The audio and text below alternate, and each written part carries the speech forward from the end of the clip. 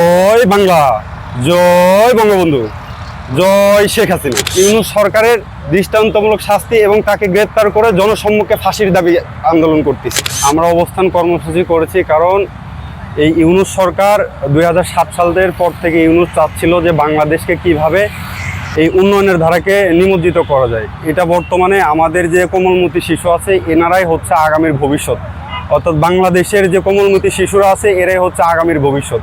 আমাদের আগামীর ভবিষ্যৎকে সুপরিকল্পিতভাবে বিনষ্ট করার জন্য এই ইউনূস সরকার এবং তার সহযোগী এরা মিলে আমাদের এই সুসন্তানগুলোকে যাতে আগামীতে আমাদের বাংলাদেশের মুখ উজ্জ্বল না হয় এটার জন্য তারা পায়তারা করেছিল, যার কারণে হামের টিকা ইউনূসের থেকে বারংবার নিষেধাজ্ঞা দেওয়ার পরও তারা সংগ্রহ করে নাই।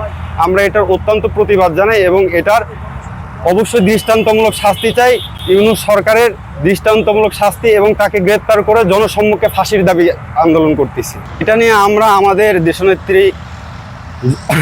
দেশনেত্রী শেখ হাসিনা আমাদেরকে নির্দেশ দিয়েছে এবং বাংলাদেশ আওয়ামী লীগের আমরা অঙ্গ সংগঠন মুক্তির ডাক 71 থেকে আমাদের মাননীয় চেয়ারম্যান মহোদয় আল রিয়াদ অন্তর সাহেবের নির্দেশনায় পরবর্তীতে আমরা কঠোর থেকে কঠোরতর আন্দোলনের ডাক দেব যদি সরকার আমাদের এগুলো মায়না না নেয়। জয় বাংলা, জয় বঙ্গবন্ধু, জয় শেখ হাসিনা।